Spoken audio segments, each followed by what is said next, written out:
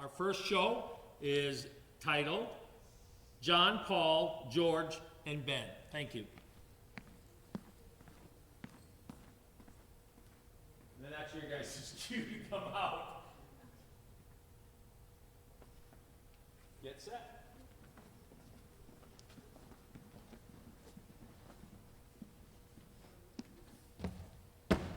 Once there were 4 lads, John, Paul, George, and Ben. Actually, there were 5 lads. There was also independent Tom, always off doing his own thing. John was a bold lad. At the start of every school year, the students were asked to write their names on the chalkboard. And every year was the same story. John, you have lovely penmanship. John, your confidence, it's refreshing, really. But John, come on. We don't need to read it from space.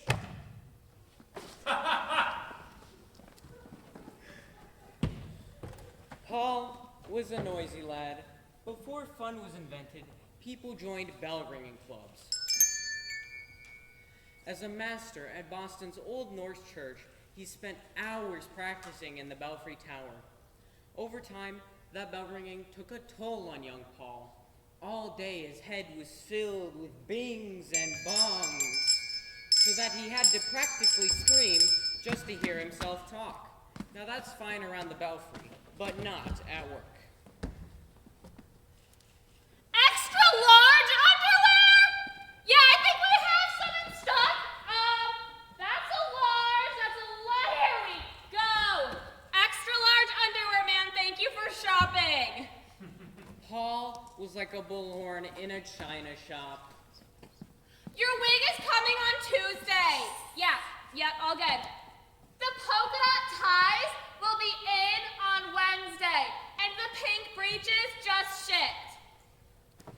It took many years and a midnight ride for people to finally appreciate his special talent. The British are coming! Get your butts moving! Oh my gosh! All except that big underwear lady. She was still mad. George was an honest lad. One day, he took his shiny new hatchet and chopped down his family's cherry tree. When his father discovered the tree, he said, Son, do you know who chopped down that beautiful cherry tree? I cannot tell a lie. 'Twas I who chopped down the cherry tree. Then run into my arms, dearest son, for you have paid for it 1,000-fold with your honesty. Really? Well, when I tell you I've taken out the apple orchard, leveled the barn, and made kindling of your carriage, you'll be a wealthy man. Ben was a clever lad. Not only did he have a saying for every situation, he generously shared them with anyone, anywhere, at any time. fish and visitors stink in 3 days. Ben considered it his duty to provide frequent free advice. The sleeping fox catches no poultry. If your head is wax, don't walk in the sun. Those in quarrels often interpose, must often wipe a bloody nose. 3 can keep a secret if 2 of them are dead. The townsfolk were so taken by Ben's generosity that they came up with a saying especially for him. Please shut your big yap! I love it! Short and to the point.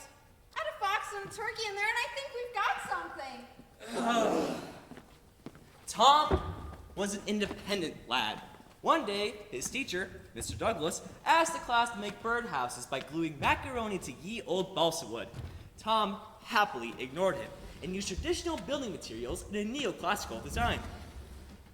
When the class made palm trees, Tom took one look and said, Not on your life. then quickly left to sketch his own tree. Tom, would you mind explaining to the class why you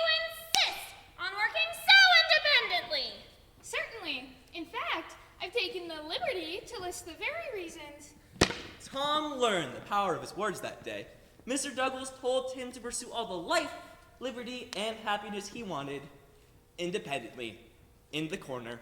The other students pursued lunch. Get to lunch! Yay! Not you! The rest is history. Say, you want a revolution? Well, John, Paul, George, Ben, and Tom sure did. In April of 1775, they got one. The Redcoats were coming. In fact, King George III's army was marching to Lexington and Concord to arrest John and the other Sons of Liberty. Thankfully, Paul Revere was a noisy man. After his midnight ride, every minute man, woman, and child knew exactly who was coming and what they'd be wearing. The Americans needed to formally state their independence from the king. Who better than Thomas Jefferson, an independent man, to write the Declaration of Independence? Simply signing such a document was treasonous. Ben, a clever man, said it best. We must all hang together, or we shall all hang separately. One may think twice about signing his name. Not John Hancock, a bold man, who was to first and scribble his autography.